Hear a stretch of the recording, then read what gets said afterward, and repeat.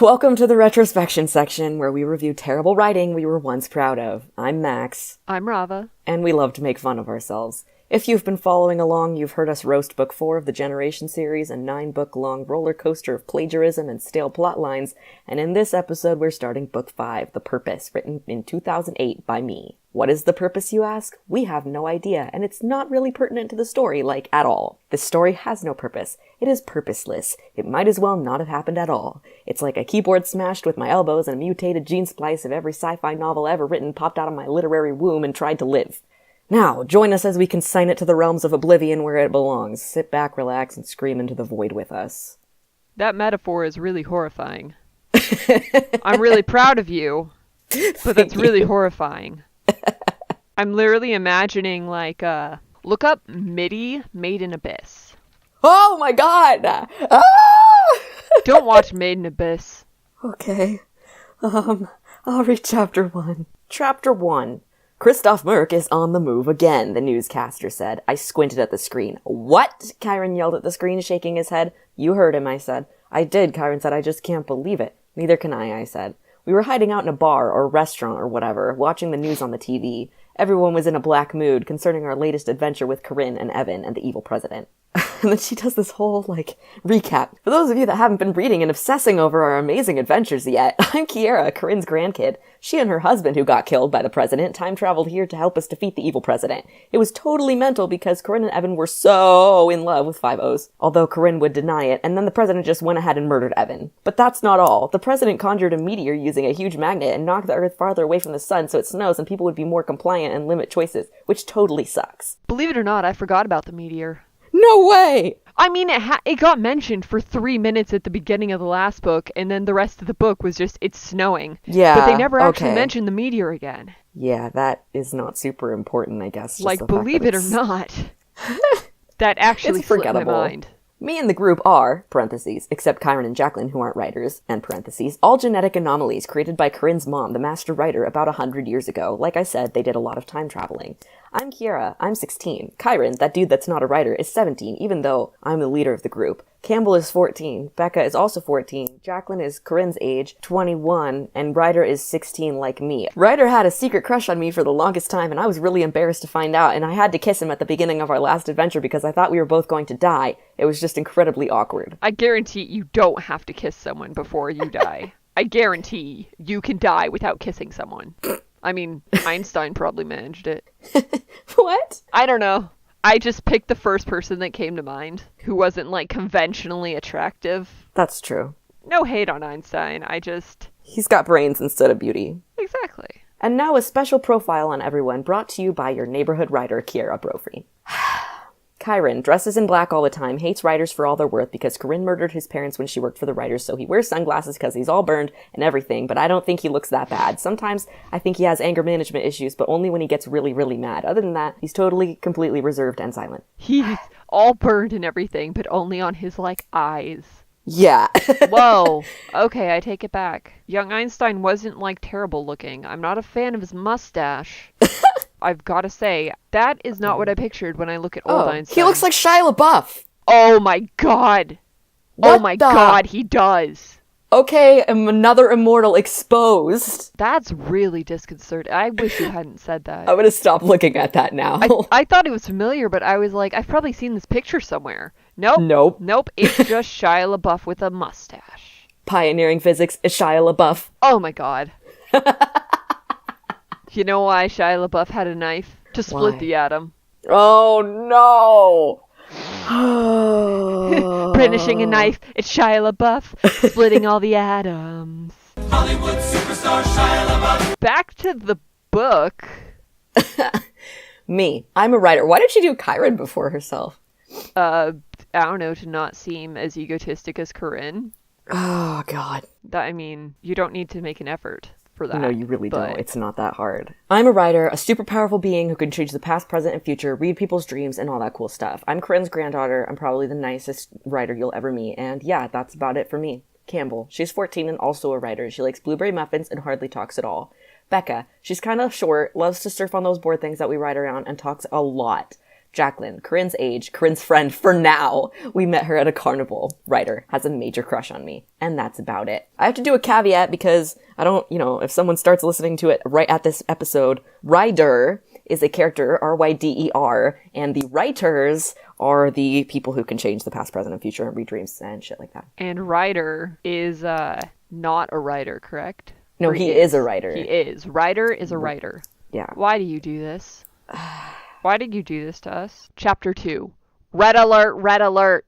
Evacuate the restaurant. The speakers blared, and I looked around to make sure nothing followed us. I'd been really on edge, considering the horrible things the president could have sent to attack us. Everyone was just screaming and yelling and running around, and I was looking around. Finally, I spotted them. About 10 people wearing hospital scrubs. They looked so out of place. I tapped Kyron's shoulder and motioned to the doctors or whatever they were.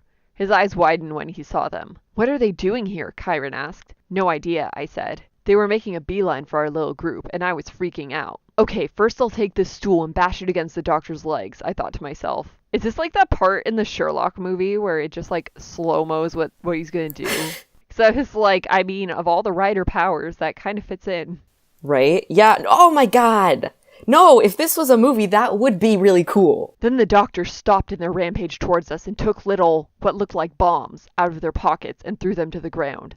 Some green gas stuff emitted from them, and we started coughing. Everyone had cleared out, except us, and the last thing I remember was the doctors or whatever they were, standing over us like they were so much better than us. I like that that's the interpretation, instead of, you're on the ground and I'm not, so I'm standing over you.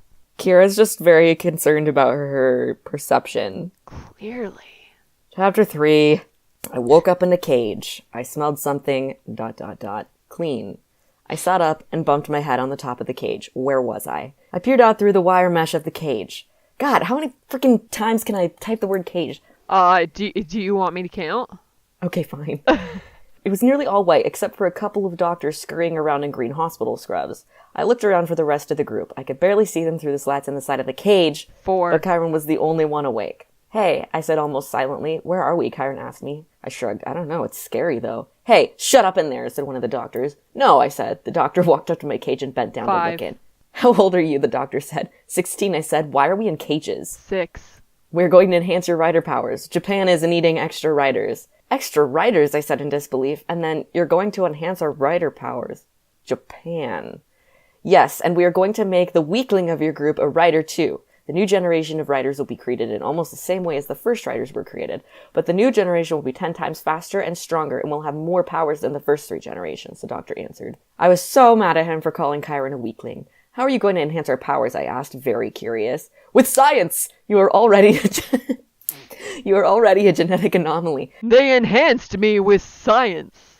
She blinded me with science. We're going to make you even more powerful. I still wasn't too happy about the whole Japan using us as extra rider thing. Are you evil? I asked. What a stupid question. Are you evil? Fart. That's all tight. Why fart? Apparently that was like the word I decided to use instead of darn or like shit. Alright, fart it is. I used to say fart as like an expletive, like when I was little, That's like when I was this beautiful. age. Like I just feel like a fart. Of course not, the doctor assured me. We are merely siding with President Christoph Merck. I wanted to punch him in his face and teach him a lesson. Kyron spoke up. The president hates us. Why would he want to make us any more powerful than we already are? Shut up, weakling, said a young man. I could practically feel the I'm going to kill you vibes coming off Kyron. Kyron punched the wire mesh of his dog crate. Wait, when did they become dog crates? Apparently just for this line, because the next one says caged for the 7th time. Making a huge dent and almost breaking it just to show how unweakling-ish he was. The young man doctor peered down into my cage, and I just 7. stared into his beautiful brown eyes, wishing I could beat him up. Instead, I took a deep breath and said, Who are you? Skinner, Vermont, said the young man, and you? These like names. I know. Like I'm going to tell you, I spat at him. I really need you to help me out here, Skinner said. Why? I asked, my cheeks burning with fury. Why would I even want to help a little piece of turd like you? We're going to make you powerful beyond your wildest dreams, even your wildest nightmares, said Skinner. I wanted to scream, but instead I forced myself to wonder what my new powers would be. When are you going to enhance our powers? Kyron spoke up. We begin immediately, Skinner said, and pointed to Kyron, starting with you. Gotta say, you piece of turd is actually a great insult. Like, it takes people off guard. I'm distracting you, you big turd blossom. Chapter 4. I'm not about to become a freaking writer, Chiron screamed at the doctors who dragged him away. What was going to happen to him? As much as he struggled against the doctor's strong grips. Oh, I guess we're in Chiron's point of view now. Wait a second. I have a question. What? Can writers make other people not writers? I know they can make them into writers. I don't think so. I think only certain types of writers can. Like a supreme writer. Because I was going to say, if he doesn't want to be a writer, why don't they just change him with their writer power so he's not a writer again? That would actually make sense, I was Bravo. gonna say, We can't have that dead happen. silence means plot hole found. As much as he struggled against the doctor's grips, he couldn't get away, and they dragged him through a door, down a hallway, through another door, and into another white room that looked like a vet's office. Chiron took in the stainless steel table in the middle of the room, the IV drip hanging from the ceiling, the counters with fancy glass beakers sitting on them. The doctors strapped him to a table, and a harsh light was turned on. Something was injected into Chiron's arm, and he fell asleep. Scene break. Whoa, Sorry. Chiron said. How do you feel? Asked one of the doctors, obviously relieved that the operation had succeeded. Wonderful, Chiron said, and punched the air. What? The doctors were grinning at their latest successful scientific breakthrough. You're a writer now, said the doctors. Chiron sucked in a breath. I didn't know that, he yelled at the doctors. What? Yes, he did. They told him that's what they were doing. I hate this. And today, Chiron is apparently the dumbest character in this series. He's so dumb. I hate him. Actually, he's my fave. He's my problematic fave. Still, he had to admit that the whole world seemed less blurry. The colors much brighter, like after a good cry. He could Oh my smell God. What? That's literally from, like, Specials. Specials. Yep. I remember that because I was like, I remember thinking, like, does everyone else have crap vision or do they just give them, like, extra special vision? They have, what are they called? It's a type of shrimp. Can see, like, 16 different colors other than humans. So they give them shrimp eyes. Yeah. Look with your shrimpy eyes. Look with your special eyes. Mantis shrimp. Chiron is a shrimp now. Wasn't he already? He's a shrimp writer. Nah, he's a big burly dude. Oh. I mean, he's not big, but, like, he is burly. He's just a muscly dude. He's thick. Please never say that again. Why not? I don't know, I hate it. I kind of do, too. He's thick. How about he's not? How about he's thin? Oh, okay, so he's got the shrimp eyes. He could smell the antiseptic smell of the science lab better than when they'd been captured, and he felt like he could run a marathon. He could even hear the doctor's nearly inaudible whispers that would have been impossible to hear just moments before. We must take him to the gymnasium, whispered one. Oh yes, to test his new powers, said another. Don't I have some say in this? Chiron asked indignantly. We'd think you'd want to look more handsome than you were before, one of the doctors said meanly, and his cronies laughed. Chiron's eyebrows drew together, and he went over to the mirror over the sink. Whoa, oh, he almost swore. Chiron started and touched his face to make sure what he was seeing was real. All of his scars were gone, and his eyes, ... There was something weird about them. They were so freaking scary he almost jumped. They were pitch black with silver flecks. Chiron had never ever in his life seen anything so frightening or beautiful. I think maybe I could learn to like this, he thought. Chapter 5. You're next, Skinner announced. It sounded like a death sentence. I was let out of the cage, 8, and immediately was grabbed by the wrists by 2 of the doctors. In the hallway, I saw Chiron being pushed along by the doctors or scientists or whatever the heck they were and looking cute. Oh, cute? God. What was wrong with me? I thought Chiron was cute. What is Yep, wrong with her? I was definitely going crazy, but I wasn't. There was something wrong with the way he was looking at the doctors. I'd seen Corinne look that way sometimes. Oh God, Corinne was a writer. They'd turned Chiron, the guy I thought was cute, into the exact thing that had killed his parents and burned his house to the ground. They'd turned Chiron into a writer. Scene break. You just said that. They'd turn him into a writer. They'd turn him into the thing you hated. A writer. God, okay, please make a meme of that. Like, there's only one thing worse than a writer. And it's just a child. Like, yeah, exactly. There's only one thing worse than Chiron. And they pull it off and it just says writer Chiron. A writer. A child. No. That's beautiful. This is so wild.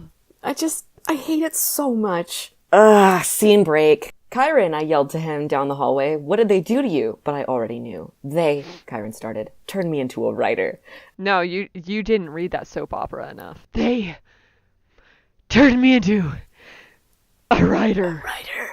Oh, I said. Oh, Chiron, I'm so sorry. Do you always feel like this? Chiron asked. Do writers always feel like this? Like what? I said. Oh my God. Please continue, dear friend. ... Icy, Chiron said. Everything's God. icy clear. I told you this God. an amalgamation of every science fiction novel I had ever read, just gene spliced into a gross mutant monster. That's literally a line from Specials. I hate it. Oh, well, no, I said, I guess. Maybe it's the enhancement, Kyron said.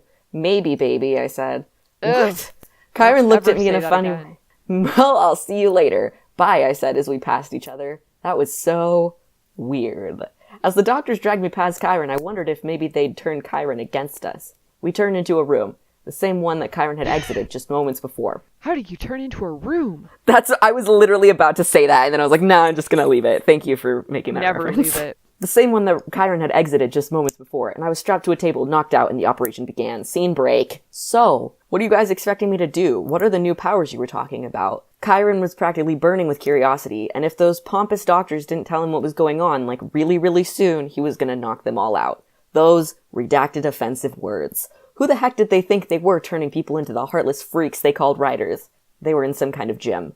The doctors were suiting themselves up in protective armor, no telling what this new generation of writers could do. Finally, one of them spoke. We want you to do anything you want in this gym. He spread his arms to encompass the entire gymnasium. Oh, those are some long arms. Burn it down if you want. Blow it up. Anything. The new generation gets to decide their own powers. Oh, that's so OP. It really is. Chapter 6. Oh, Kyron said. So what? Do I just... He extended his right arm with his hand open and thought of fire. A little wooden table in the corner of the gym caught fire. Whoa, Kyron said. How many of these powers do I get? Anywhere up to 10, said a doctor. Awesome, Kyron said. Maybe awesome fighting powers, Kyron thought. He cartwheeled towards the doctors and barely had to lightly punch the doctors in their supposedly super strong armor to blow them back and through the wall. The doctors, this is so painful. The doctors that were left standing applauded and ignored their fallen comrade. Same. Air, Kyron thought, and a miniature tornado appeared in the center of the gym and whirled Water. around and took out 2 more of the doctors. That's why I said it like that. Water. Earth. Fire. Air. Invisibility, and Kyron turned invisible. Maybe the ability to change from human to writer, Kyron thought, and wondered if it would work. Then, for just a second, the way he used to see flickered back, and in that second, he missed being a writer. But the So writer their wave came writer back. powers do work to make them not writers. Apparently. And he cursed under his breath. He just wasted a power. Being a human wasn't going to help defeat Christoph Merck. That's a surprisingly quick change of paradigm. Disguise? Kyron became visible again, but the doctors were looking at him differently, like he was a different person altogether. He took of his sunglasses and peered at the kid staring back at him. He had blonde hair, freckles, and pale blue eyes. Kyron's total opposite? Clones. And as he looked around, there appeared 3 more clones of Kyron as he was when he wasn't in disguise. 3 more powers to go. Mind reading. And there it was. The doctors were thinking how proud Skinner would be of them. And he couldn't think of anything else. It was time to get out of this place and get the rest of the group. Hopefully the rest of the group was done with their operations. See you pieces of turd, Kyron yelled at the doctors and aimed his newfound firepower at the kitchen, hoping there was some propane or gasoline or something explosive. He went invisible and ditched the place before the gym exploded and little tiny pieces of the doctors splattered all over him. Oh my god, what? I hate this so much. Chapter 7. Kyron, I screamed as he burst through one of the doors in the hallway. I heard him coming from about a mile away thanks to my new and improved writer powers. We'd been on our way to the gym when the speakers blared. The gymnasium has been blown up. Oh boy. Well, that pretty much screwed up the doctor's plan of taking me there to try out my powers.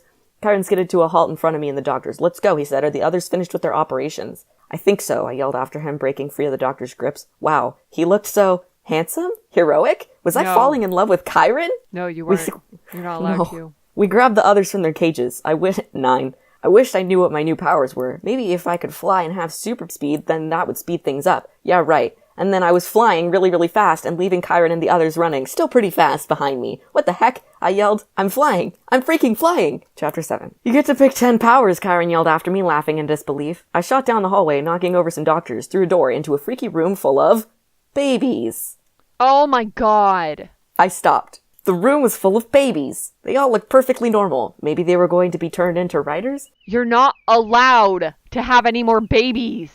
I have warehouses full of children. You really do. Ugh. If this book was a person, it would look like Corinne, and therefore I would kill it. At least punch it. Very, very, very hard. Some of them were newborns, but most of them were like 4th or 5ths. I grabbed 2 less for the doctors to experiment on, and as many as I could carry, and commenced bursting through the window, doing my best to shield the 2 little kids from the shattering glass. The 2 kids, one a boy and the other a girl, were about 5, and they whooped as we soared above the snow-covered city. I looked down at them, the girl with perfect black hair and colorless eyes, the boy with dark brown hair and green eyes, and I instantly knew, somehow, the doctors had already turned them into riders. The minimum age for being turned into a rider was 7 years old. What do you mean somehow instantly knew? I thought riders could detect other riders. Why are you acting like this has any rationale at all? Because that's like the one thing I remember. But remember in last book we were talking about the one way you can identify a rider that's actually like 7 It's different actually ways. like 20 ways. Yeah. Those sickos, I screamed out loud, surprising my poor babies.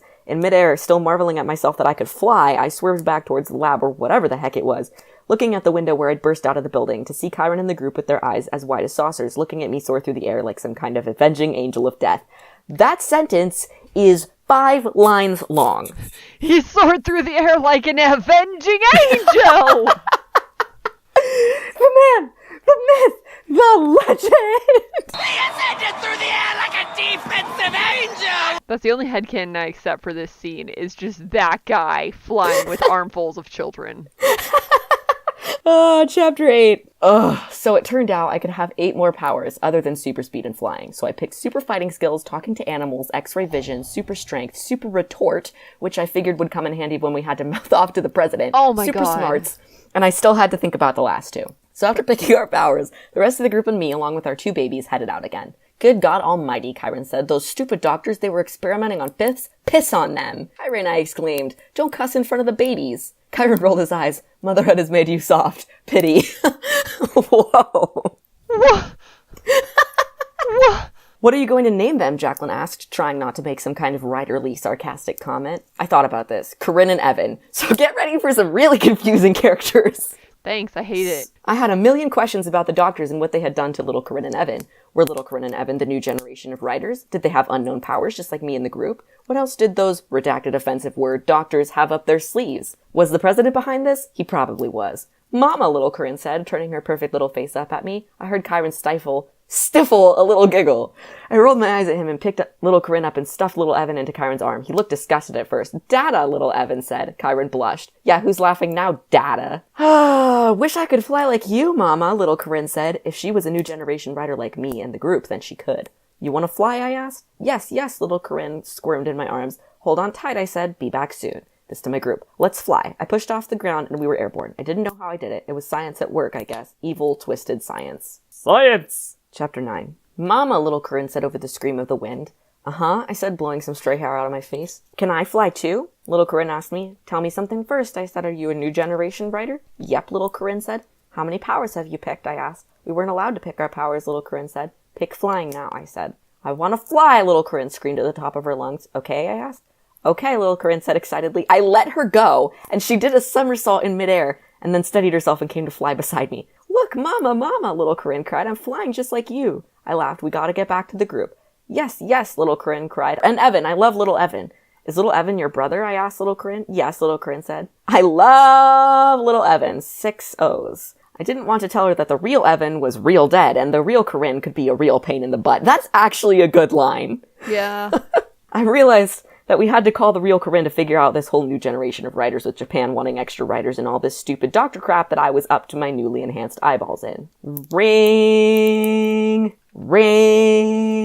I don't want to count how many eyes that is. That's at least 20 eyes and at least 10 N's. Put it in a reader. I'm gonna do it. Oh my God. Oh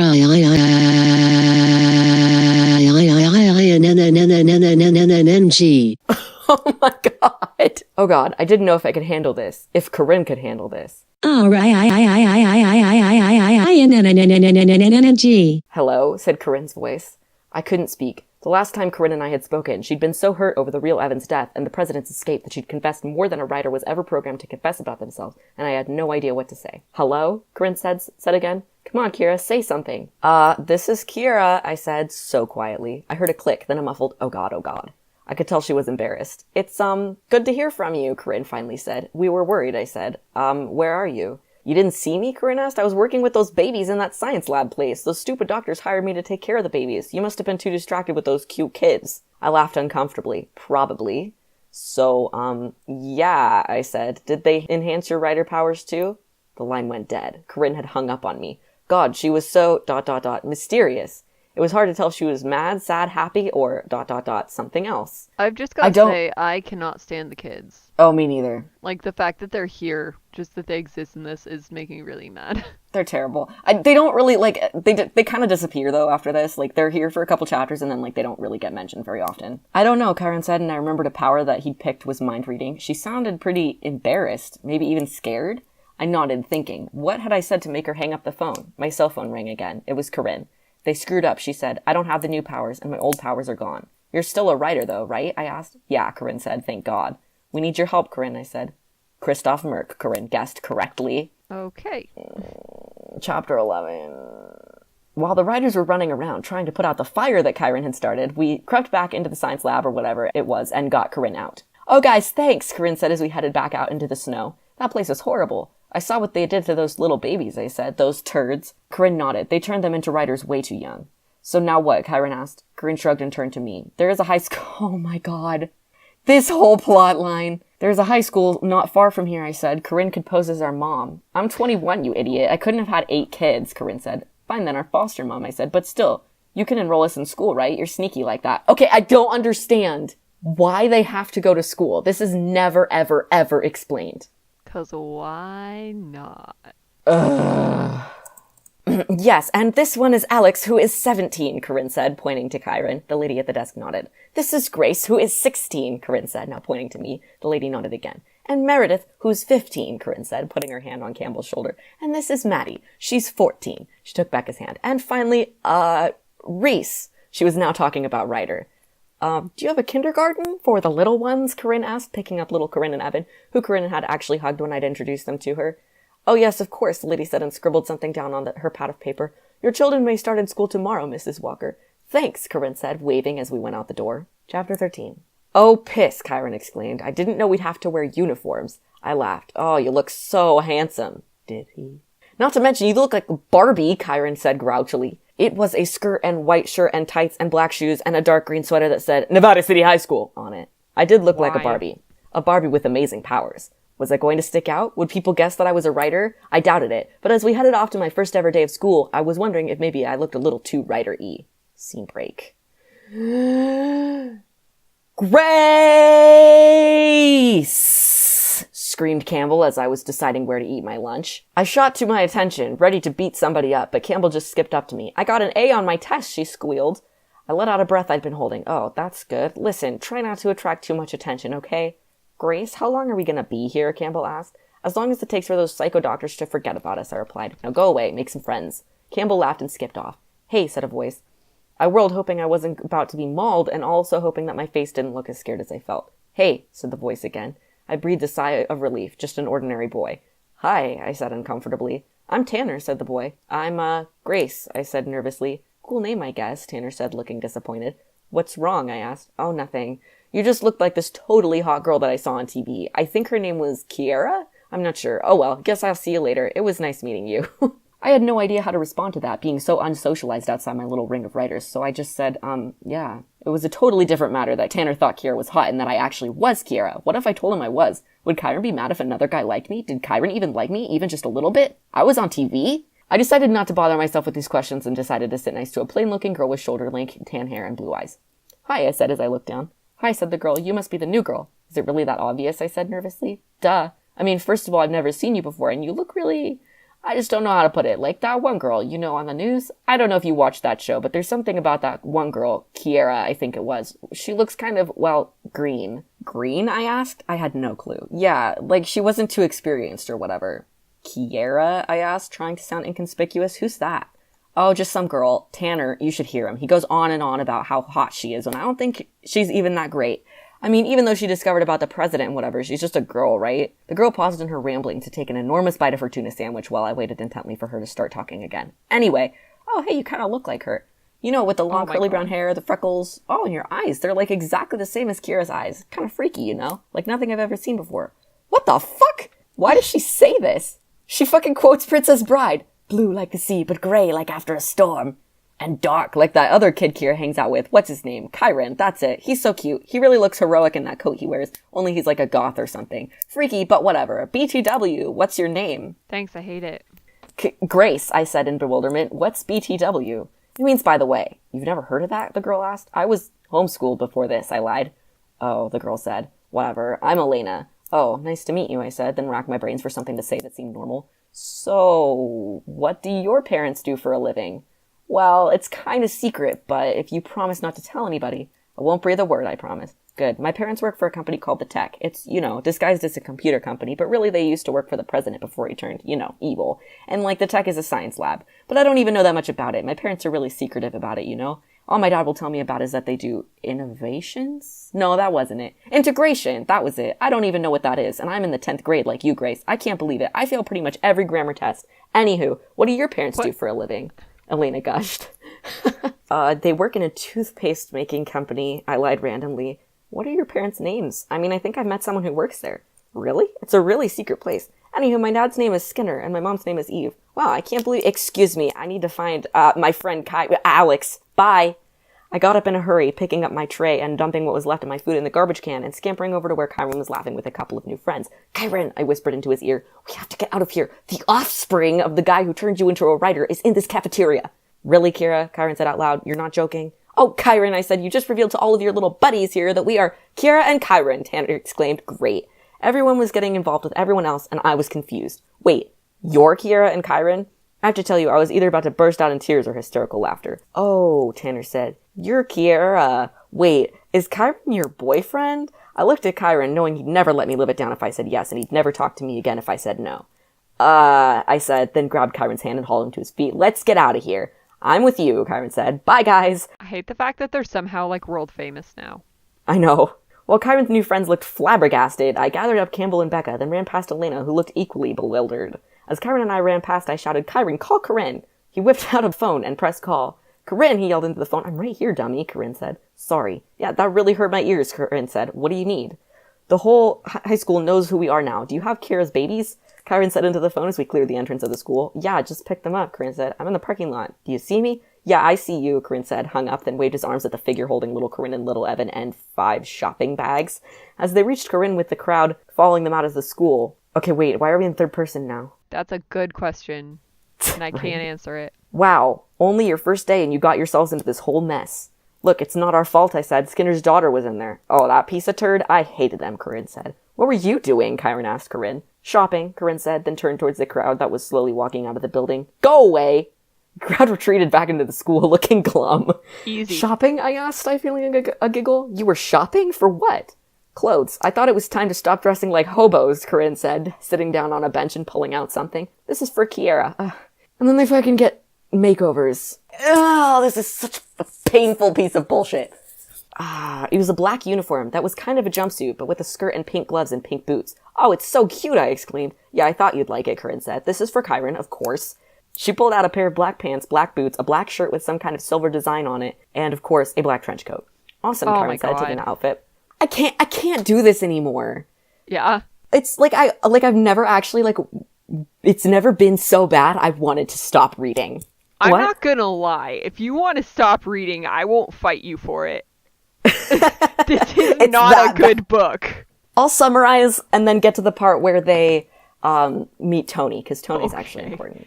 After we'd all changed into our awesome new outfits in a public restroom, of course, we were really bored, so we went to the arcade, which is amazingly open during school hours. What is the point of this book? Nothing! I told you, there is no purpose in the purpose. Warning. Some of the following material has been super accelerated to the point of incomprehensibility to protect innocent ears from nonsensical plot lines. The teddy bear. I threw the thing at one of the doctor's heads. He dropped like a stone. Oh my god. Shoving one of the doctors out of the way, I picked up my teddy bear and zoomed out the front door with my sewer speed. It got a whole bunch of facial hair. Becca screamed, and I wanted to scream, but I was too busy watching it fling itself forward and attack Kyron. You okay? I said, turning to Kyron. Kyron said, and he fell down. So they get to the hospital. Kyron gets his arm replaced with a robot arm. We meet this kid named Milo, who's dying of cancer, and he basically just tells them, I'm coming with you on your quest. I want to live before I die. And so they're like, yeah, sure, that sounds fine. So this cancer patient's coming with them. Okay. Wait, did they change him into a writer? No. What? Are you telling me? They have superpowers that can change people, and they don't change him to not have cancer or anything? Nope. Oh my god. Wow. Today in the world's worst characters. Kiera, like, tries calling them and none of their phones are working, so she's like, oh man, I really need help. And she sees these two cops walking by. I don't know why she's trusting cops. Tony Peroni is the name of one of them. Oh my And god, his I think friend- we've talked about Tony Peroni. Yeah, he's named after, like, a family friend. His name is literally Tony Peroni. Chapter 22, as told by Corinne. And I was like, those stupidos, the girl I was talking to, her name was Annabelle, said. I had been sitting in a restaurant and Annabelle had just come up to me and started talking. I know how you feel, I told her, resting my hand on my head. Wait, resting my head on my hand? You have no idea. No, I like it the other way better. And the guy spoke. Hello, he said in a menacing voice that was reserved for torturers and interrogators. That's so specific. How would you even say hello like that? It's me. Literally, you just sing the stupid Adele song. Imagine torturing someone and just being like, hello. And every time I hear this song, I wanna punch a tree. It plays so often on the radio. And I hope that everyone knows. Amazing. I really hate this stupid song! It's gone on for way too long! Oh my god. I'm done now. Oh my god, that was beautiful. Thank you. I actually wrote all of that on the spot. Kiera and Milo and Kiera's little kids ran through the door, along with a chubby cop and, really, really, not cute exactly since I'm too old for all that crap, but let's just say he was really handsome and tall. A tall, handsome cop. Whoa. So this is Corinne, by the way. Of course. We were looking for the rest of the group. It was getting pretty boring since we had no idea of where to find them.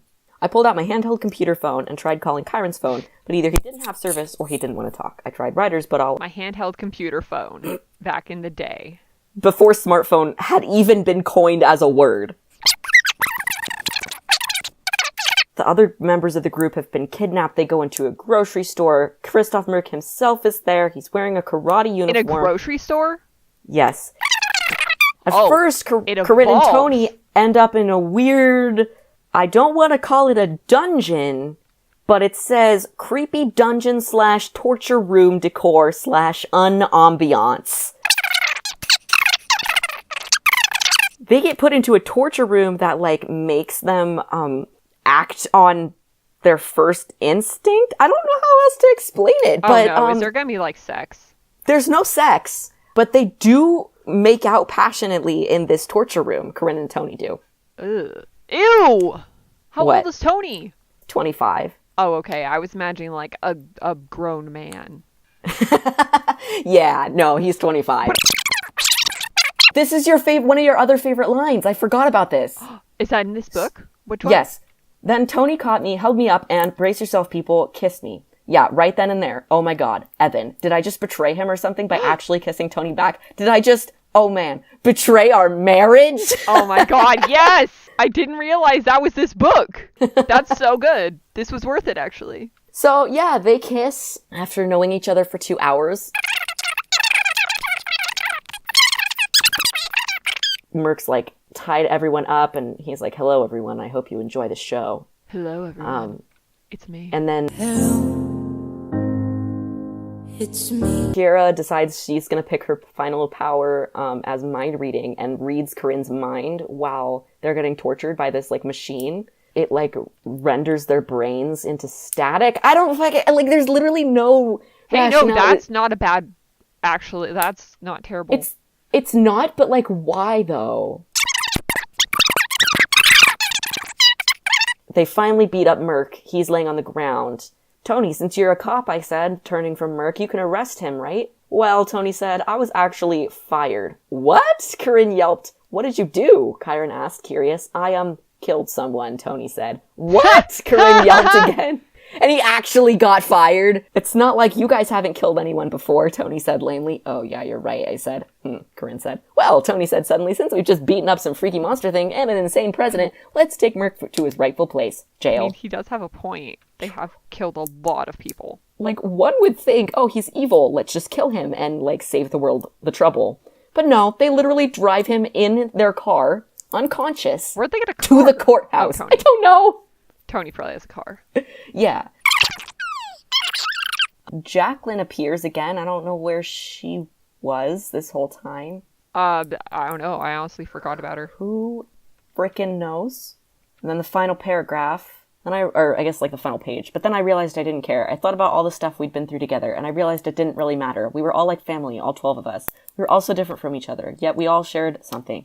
Well, I couldn't yet figure out what it was. It was huge, like the earth itself, but also concentrated just around our little group, our need to help people. I looked in everyone's mind one last time before tomorrow, when we'd go to court. Chiron was thinking how he would be nervous at the trial, and he was worried that the president's lawyer might make a really good speech. Milo was thinking how weird this all was. Tony was thankful we were all alive. Jacqueline was glad she'd found us. Little Corinne and little Evan were just happy to be around us. Campbell was wondering who would win this trial. Becca was thinking how scary the dungeon was. Keegan was thinking about the tech. Corinne was wondering at all we'd been through. It was true. We'd been through a lot, but it was worth it. The end. I don't think it was worth it. Anyway, that concludes this episode of the Retrospection section where we roast capitalism and nothing else happens. Join us next time on the Retrospection section when something actually happens.